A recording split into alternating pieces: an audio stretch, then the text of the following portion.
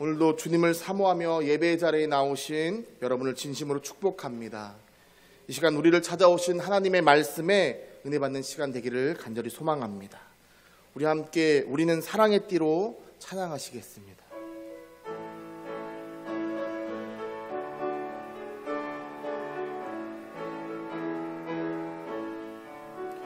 우리는 사랑의 띠로 하나가 되었습니다. 하나님을 사랑하고 예수님의 사랑을 널리 전하세. 모두 찬양하며 주의 사랑을 전하세. 모두 함께 예수님의 사랑을 세상에 널리 알리세. 아멘. 우리 교회가 이 주님의 온전하신 사랑을 잘 전하는 교회가 되기를 소망합니다. 신약 성경을 보면 구약 성경에는 보지 못했던 단어들이 나옵니다. 오늘 본문에도 바리새인이라는 단어가 구약에서는 볼 수 없었던 단어이자 호칭입니다. 예수님께서 강한 어조로 바리새인들을 향해서 독사의 자식들이라고 부르셨기 때문에 오늘 우리들에게는 이 바리새인이라는 이 단어가 어쩌면 혐오의 대상처럼 들리기도 합니다. 하지만 예수님 시대에 바리새인들은 과연 어떤 자들이었고 또 구약에 없던 그들이 어떻게 신약의 이스라엘의 지도자로 등장하게 된 것일까요? 보통 구약과 신약 이 사이를 약 400년이라고 보는데 이때를 바로 신구약 중간사라고 이야기합니다. 비록 천주교와 달리 이 개신교에서는 신구약 중간사의 내용이 생략되어 있지만 성경을 읽을 때 이런 역사적 배경을 알고 나면 좀 더 풍성한 말씀을 볼 수 있게 됩니다. 그래서 오늘 본문을 보기 전에 잠시 이 신구약 중간사에 대한 말씀을 나누도록 하겠습니다. 바벨론에 의해서 포로로 잡혀가기 전에 유대인들의 신앙의 중심은 예루살렘 성전이었습니다. 그래서 모든 예루살렘의 성전에 모여서 이 신앙의 의식이 예식이 진행되어졌습니다. 그러나 바벨론 침공에 의해서 예루살렘 성전이 무너집니다. 그것은 그냥 단지 건물의 무너짐이 아니라 그들의 신앙의 무너져 내림과 같았습니다. 이후에 70년이 지나서 수룹바벨이 다시 돌아와서 수룹바벨 성전을 지었습니다. 그러나 예전 이스라엘 예루살렘 성전에 비해서는 매우 초라한 성전이었습니다. 하지만 이 바벨론 포로기를 거치면서 이스라엘 유대인들은 성전 중심에서 이제 율법 중심으로 이 신앙의 기조가 넘어갔습니다. 그래서 말씀을 보면 오히려 포로기 이후에 이스라엘 백성들이 율법을 더 잘 지켰던 것을 볼 수 있습니다. 그렇게 사람들 한 명 한 명이 성전이 됨을 그렇게 배워갔고 이제는 유대의 공동체들이 대제사장을 중심으로 결속하게 됩니다. 그러나 역사적으로 봤을 때 바벨론에서 벗어난 것이 그들의 이 유대인의 힘으로 벗어난 것이 아니라 이 자신들의 힘으로 벗어난 것이 아니기 때문에 유대인들은 바벨론을 멸망시킨 페르시아의 영향력 아래서 약 100년을 살아가게 됩니다. 그리고 이 100년이 지난 후에 세계사에서 매우 유명한 마케도니아의 알렉산더 대왕이 등장합니다. 그리고 이 알렉산더 대왕은 세계를 제패하는 대왕이 됩니다. 지도를 한번 띄워주시기 바랍니다. 지도를 보면 아시겠지만 이스라엘이라는 나라는 명칭이 나오지도 않을 정도로 엄청 큰 나라를 알렉산더 대왕이 정복을 하게 됩니다. 그래서 그 앞에 대왕이라고 붙는 것입니다.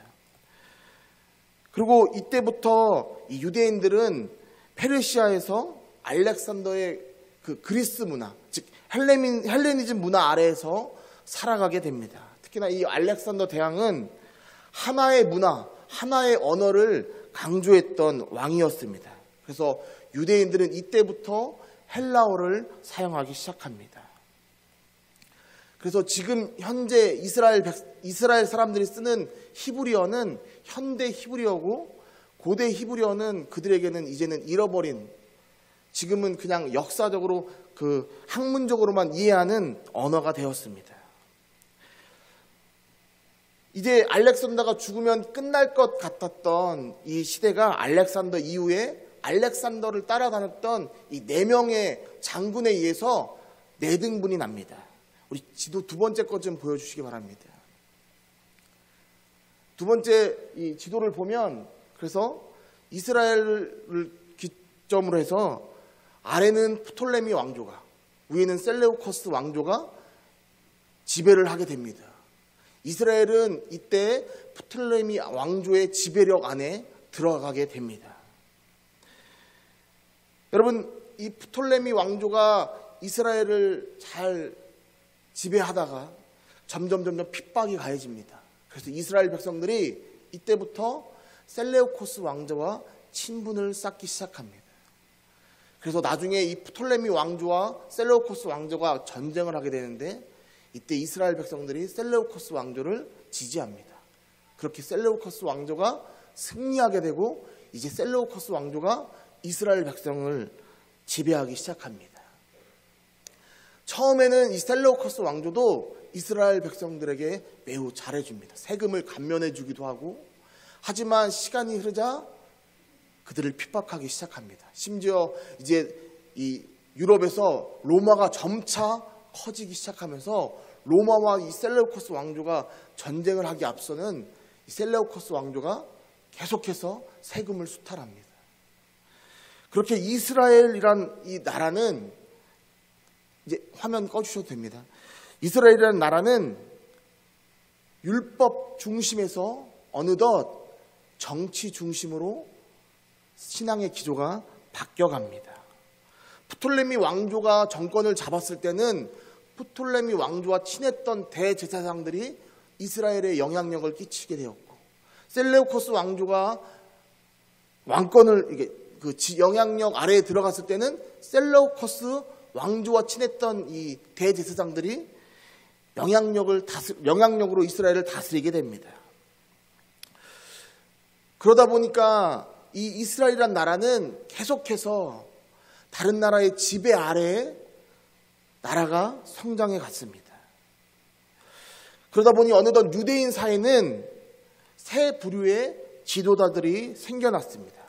첫째는 권력을 쫓아 살아가는 귀족이나 이런 지도층과 같은 부류가 생겨났고, 둘째는 반대로 외세를 배척해야 된다라고 주장하는 이 민족주의자적인 그런 지도자들이 생겨났습니다. 그리고 마지막으로 더 이상 종교와 정치에 관여해서는 안 된다고 하면서 광야에 나가서 살아가는 그런 지도자들이 생겼습니다.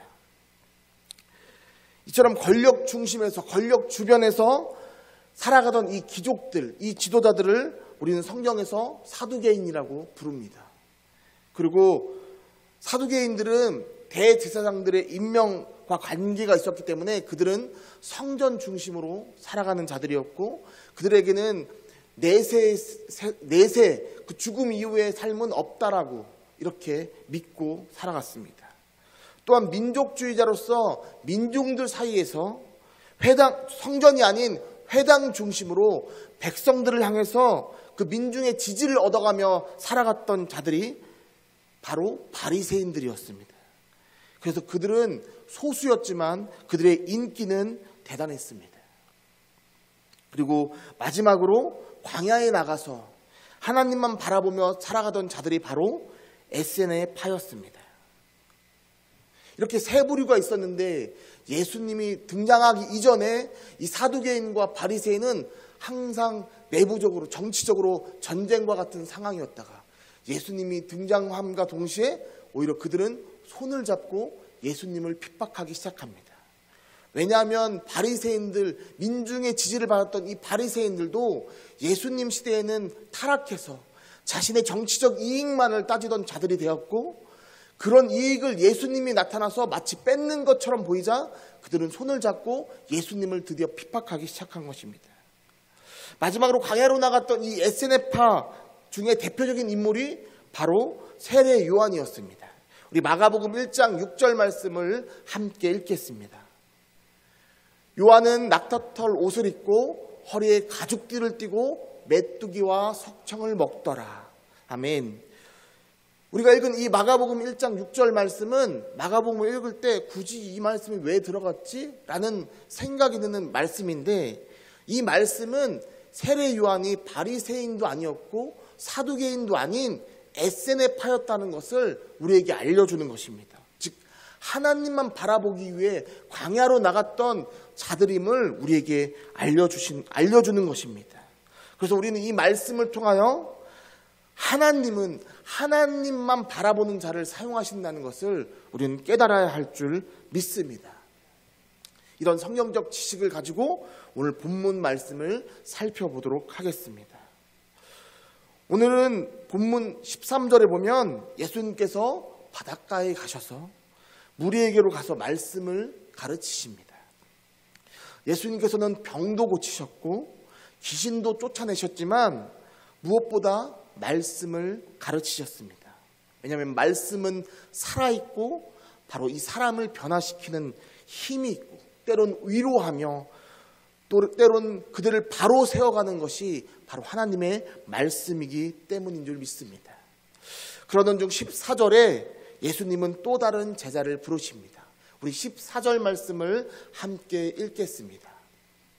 또 지나가시다가 알페오의 아들 레이가 세간에 앉아있는 것을 보시고 그에게 이르시되 나를 따르라 하시니 일어나 따르니라. 아멘. 여러분, 세간에 앉아있다라는 것은 이 알페오의 아들 레이, 즉 이 마태가 바로 세리였다는 사실을 알려줍니다. 로마에게 세금을 바치기 위해서 동족에게 세금을 걷어들이고 심지어 그 와중에 자신의 배를 불렸던 이 세리는 민족의 반역자로 불렸던 사람들입니다. 그런데 주님이 그 중에 한 명인 마태를 제자로 부르십니다. 심지어 그의 집에 들어가서 그와 함께 음식을 나누십니다. 이때 많은 세리들이 예수님과 함께 동참했고 많은 죄인들이 예수님과 함께 식사를 함께 했습니다. 우리가 사도행전을 봤을 때 성령을 체험했던 이 베드로가 이방인과의 식사를 유대인들에게 들키지 않기 위해서 도망쳤다가 사도 바울에게 혼이 났던 것을 우리는 성경 말씀을 통해서 알고 있습니다.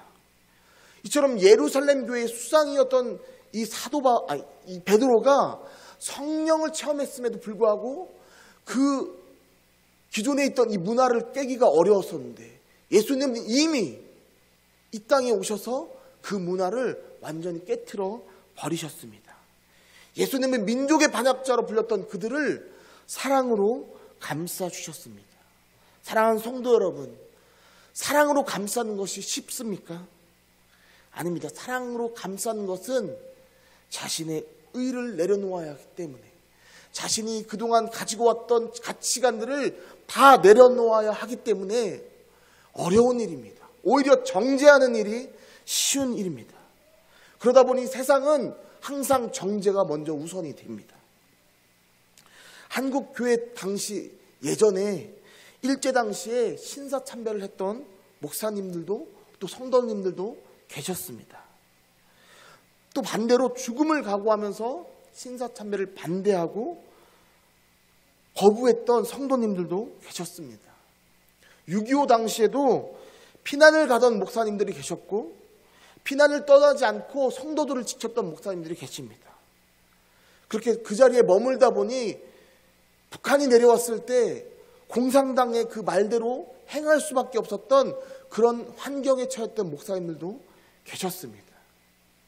그런데 진짜 문제는 이 이벤트, 이 사건이 끝난 이후에 서로를 위로하고 어쩔 수 없었으니까 우리가 함께 가자라고 서로를 보듬었던 것이 아니라 서로를 정죄하며 핍박했던 것이 우리 한국 교회사의 슬픈 역사입니다. 만약 살기 위해 어쩔 수 없이 했던 그 일들을 비록 잘못된 일이라 할지라도 사랑으로 감싸고 덮어줬다면 한국 교회는 어떻게 변했을까요? 아마 우리 한국교회는 더 하나 되지 않았을까요? 예수님 당시 사회적 분위기 또한 오늘날과 마찬가지로 정죄의 분위기였습니다. 그래서 바리새인들의 이 서기관들이 예수님의 제자들에게 와서 묻습니다.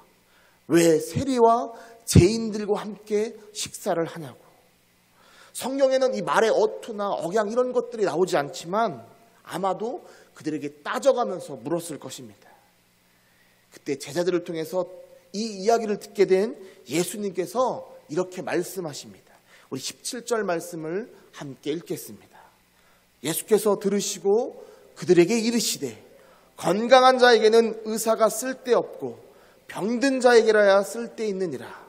나는 의인을 부르러 온 것이 아니요 죄인을 부르러 왔노라 하시니라. 아멘. 예수님께서 세리가 민족의 반역자임을, 죄인들과 함께 식사하는 것이 유대의 율법에 위배된다는 것을 모르실 리 없으셨습니다. 그러나 예수님께서는 그들에게 다가가셨습니다. 자신을 의사에 비유하면서 병든 자에게 찾아가야 함을 역설하셨습니다. 예나 지금이나 의사는 항상 잘 삽니다. 맡은 자리에서 자신의 역할만 충실히 하면 존경도 받고 돈도 많이 버는 직업이 의사입니다. 그런데 의사이자 음악가이자 또 목사였던 슈바이처는 그들 모든 부와 명예를 내려놓고 아프리카로 떠났습니다. 그리고 아프리카에 가서 가난한 자들을 돌보았습니다. 그들과 함께 살아갔습니다. 오늘날도 이런 의사분들이 계십니다. 자신의 모든 이익을 내려놓고 헌신하며 살아가는 분들이 계십니다. 그들은 환자가 찾아오기를 기다리는 것이 아니라 그들은 환자를 찾아가는 자들, 그런 존경받는 의사들이 현재도 존재합니다. 사랑하는 성도 여러분, 예수님이 바로 이런 분이셨습니다. 우리가 힘들고 어렵고 지치고 병들어갈 때 가만히 계시던 분이 아니라 그런 병든 자에게, 그런 우리들에게 직접 찾아오시는 분이 바로 예수님이셨던 것입니다. 그러하기에 예수님은 당시 사회적 분위기를 알면서도 세리와 죄인들에게 다가가셨습니다. 이 말씀이 오늘 우리에게 무엇을 말하고 계십니까? 우리 또한 가만히 있는 것이 아니라 우리 주변에 힘들고 어렵고 주님을 찾고자 하는 자들에게 찾아가야 할 줄 믿습니다. 그것이 주님의 길이며 십자가의 길인 줄 믿습니다. 이와 동시에 주님은 죄인을 부르기 위해서 오셨다라고 말씀하십니다. 이 얼마나 감사한 말씀입니까? 사랑하는 성도 여러분, 여러분은 죄인이십니까? 자신이 죄인임을 깨닫는 것이 얼마나 큰 복임을 깨닫고 누리는 저와 여러분이 되기를 소망합니다. 주님은 바로 이 자신이 죄인임을 깨닫고 있는 자, 스스로 알고 있는 자를 부르기 위해 오셨습니다. 1994년도에 우리나라를 떠들썩하게 만들었던 연쇄 살인 조직이었던 지존파 사건이 있었습니다. 그런데 원래 이들의 이름이 지존파가 아니라 마스칸이었다고 합니다. 마스칸은 헬라어로 야망이란 뜻입니다. 그들은 이 야망이란 이 조직명대로 각자가 10억을 모을 때까지 1000명이 되든 우린 죽인다라고 서로 각서를 썼던 사람들입니다. 그리고 실제로 이 지존파란 이름은 그들을 잡았던 경찰이 추후에 붙여줬던 그런 이름입니다. 당시 찬양 사역자로 매우 유명했던 김석균 찬양 선교사님이 계십니다. 그분이 1995년 부활절에 서대문 형무소를 방문합니다. 그렇게 1시간이 넘도록 집회를 할 때 특송을 하러 나온 사람이 있습니다. 그 사람이 바로 지존파 중에 한 명이었던 김현양이라는 사람이었습니다. 그가 나와서 나 같은 죄인 살리신을 찬양하는데 1절부터 4절까지 부르는 내내 눈물을 흘려가면서 찬양을 불렀다고 합니다. 그는 6개월 동안 사형이 집행되기 전 6개월 동안 무려 200명을 전도했고, 사형을 당할 때는 유족들에게 다시 한번 사과를 한 후에 찬송을 부르면서 생을 마감했다라고 합니다. 그의 죄된 인생을 미화하고자 하는 것이 아닙니다. 비록 그는 죄인이었지만 예수님은 그를 찾아가 주셨다는 것입니다. 사랑하는 성도 여러분, 우리는 어떻습니까? 하나님의 법 앞에서는 우리도 죄인이고 우리도 사형수입니다. 그런 죄인된 사형수된 우리에게 예수님이 찾아오셨습니다. 예수님께서 죄를 깨닫게 하시고 우리가 죄인임을 스스로에게 알게 하셨습니다. 하나님이 비록 우리가 죄인이지만 우리를 사랑하셨고 우리를 감싸주셨다는 십자가에서의 그 보혈로 우리의 죄를 용서하셨음을 주님은 우리로 하여금 깨닫게 하십니다. 그리고 참된 그리스도인은 그 사랑을 나만 누리는 것이 아니라 이제 전해야 될 줄 믿습니다. 이것이 바로 하나님이 원하시는 길인 줄 믿습니다. 당시 바리새인들은 비록 그들이 변질되었다 하더라도 그들은 여전히 민족주의자였고 이스라엘의 지도자들이었습니다. 그들은 백성들 앞에서 세 가지 행동을 했는데 바로 기도, 구제, 그리고 금식이었습니다. 먼저 바리새인과 세리가 기도하는 장면을 통해서 우리는 바리새인들이 어떻게 기도했는지 알 수 있습니다. 그들은 성전뿐만 아니라 때로는 시장에서 사람들이 많이 모인 그곳에서 하늘을 우러러 다른 사람과 비교하며 기도합니다. 나는 저들과 같지 않습니다. 라고 기도했던 자들입니다. 구제는 어떻게 했냐면 사람들이 많이 모이는 이 시장에서 나팔을 갑자기 붑니다. 그 나팔이 이제 바리새인들이 구제를 할 거라는 신호를 나타내는 나팔입니다. 가난한 자들이 그들에게 모이고 그들이 나눠주는 그 구호물품을 받으며 그들을 칭송합니다. 이게 바로 바리새인들이 했던 구제였습니다. 오늘 비록 금식에 관한 내용만 나오지만 그들은 자신의 의를 드러내기 위해서 행동했던 자들입니다. 그들은 금식할 때도 누가 봐도 금식하고 있구나라는 이 초췌한 몰골로 자신이 현재 금식 중임을 사람들에게 알게 했습니다.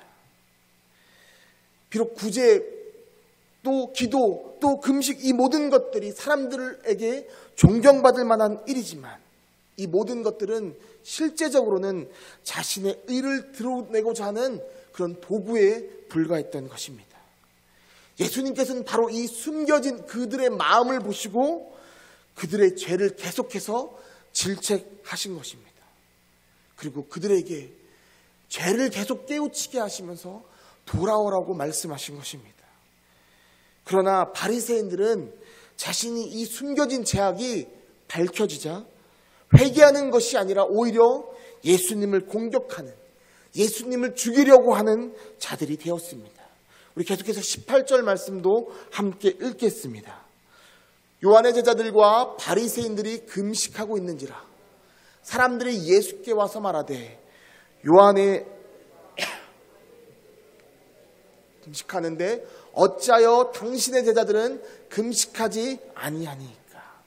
아멘. 사람들이 예수님께 묻습니다. 요한의 제자들과 바리새인들은 금식하는데 왜 당신의 제자들은 금식하지 않습니까? 여러분, 아이러니한 것은 바리새인들은 그렇다 치고 세례 요한의 제자들도 비교의 대상이 된다는 것입니다. 예수님의 입장에서 그들은 바리새인들의 금식과 다르다고 생각했을 수도 있겠지만 예수님의 입장에서 그들은 다르게 보시지 않고 동일시하며 대답을 하십니다. 당시 세례 요한의 제자들은 바리새인들보다 더 혹독한 금식을 했다고 합니다. 그러나 예수님 입장에서는 자신의 의를 드러내고자 금식하는 이 바리새인이나 예수님이 하나님의 아들로 오심을 깨닫지 못하고 습관대로 관례대로 행하는 그들의 금식이나 매한가지로 보신 것입니다. 오히려 하나님의 아들이 이 땅에 오셨고 예수 그리스도로 말미암은 새로운 복음을 통하여 기쁨으로 살아가는 것이 최우선이자 본질임을 바로 비유를 통하여 가르쳐 주시는데, 그것이 바로 생배조각의 비유와 또 새포도주의 비유입니다. 우리 21절 말씀도 함께 읽겠습니다. 생배조각을 낡은 옷에 붙이는 자가 없나니 만일 그렇게 하면 기운 새 것이 낡은 그것을 당기어 헤어짐이 더하게 되느니라. 아멘. 요즘에 건조기에 옷을 말리면 옷이 줄어듭니다. 그런데 예전 어르신들은 어렸을 때 옷을 빨면 빨수록 점차 옷이 줄었다고 합니다. 그만큼 천이 좋지 않았다는 것입니다.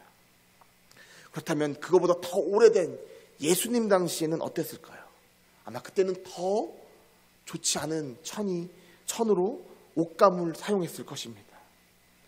그런데 이 생배조각이라는 것은 아직 한 번도 세탁을 하지 않았던, 그래서 한 번도 주른 적이 없던 그런 옷감을 말합니다.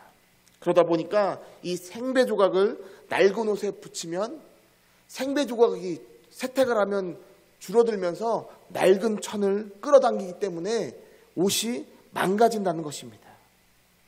이 생배조각은 바로 예수 그리스도로 말미암은 새로운 복음을 의미합니다. 또한 이 낡은 옷은 유대인의 전통을 의미합니다. 따라서 이 그리스도의 복음과 유대인의 전통은 함께 조화될 수 없는 관계라는 것을 예수님이 말씀해 주고 계시는 것입니다.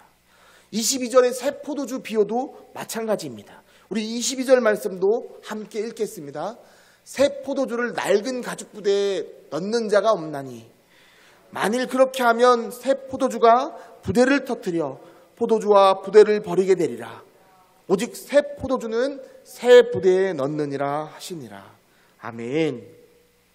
가나의 혼인잔치에 보면 이 포도주가 떨어집니다. 어머니 마리아가 예수님께 가서 이 사실을 말씀드립니다. 그리고 예수님은 물을 변화시켜서 질 좋은 포도주를 공급해 주십니다. 이때 이 포도주는 기쁨을 상징합니다. 혼인잔치에 절대 빠져서는 안 되는 이 기쁨이 바로 포도주인 것입니다. 새로운 이 포도주는 아직 발효를 하지 않은 갓 담은 포도주입니다. 이 포도주가 발효되기 시작하면 점차 부풀어나고, 그렇기 때문에 새 가죽에 넣어야 하는 것입니다. 왜냐하면 낡은 가죽은 오래되어서 신축성이 떨어져서 포도주가 부풀어 오르면 그냥 터져버리고 맙니다. 그래서 새 포도주는 반드시 새 부대에 넣어야만 포도주도 사용할 수 있고 이 부대도 사용할 수 있게 되는 것입니다. 새 포도주는 앞서 말씀드린 예수 그리스도로 말미암은 복음입니다. 왕성한 생명력을 가지고 있는 이 예수 그리스도의 복음을 이제는 낡아서 헌 가죽 부대가 된 이 바리새인의 전통에는 더 이상 넣을 수 없다라는 것을 예수님이 말씀하신 것입니다. 그들은 비록 금식에 관한 말씀만 물었지만 예수님은 그들에게 예수님으로 말미암은 이 복음이 너희들이 기존에 갖고 있던 가치관으로는, 너희들이 기존에 갖고 있던 관습으로는 받아들일 수 없다. 이제는 너희도 새 부대가 되어야 한다라고 말씀하신 것입니다. 사랑하는 성도 여러분, 예수님으로 말미암은 이 복음은 새 포도주와 같이 계속해서 팽창되어져 갑니다. 그렇다면 이제 우리는 이 말씀을 어떠한 자세로 받아들여야겠습니까? 앞서 말씀드렸듯이 민족의 어려움 속에서 바리새인들은 처음에는 그들의 편에서 섰던 자들입니다. 그러나 그들은 이제 낡은 부대가 되었습니다. 우리 한국교회를 되돌아보면 처음에 한국교회가 이 땅에 왔을 때 우리는 엄청난 부흥기를 맞이했습니다.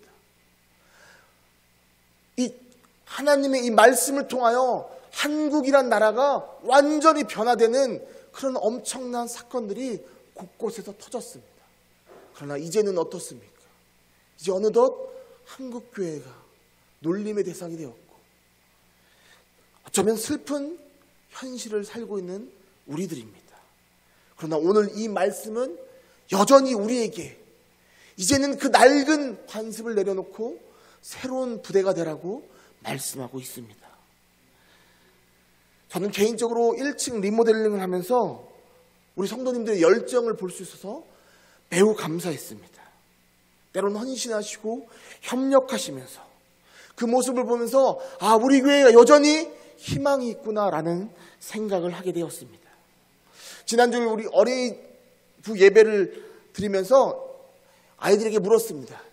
1층 바뀌었지 어때? 라고 말했더니 한 어린이가 더러운 거 묻히면 혼날 것 같을 정도로 깨끗해졌다라고 이렇게 이야기하더라고요.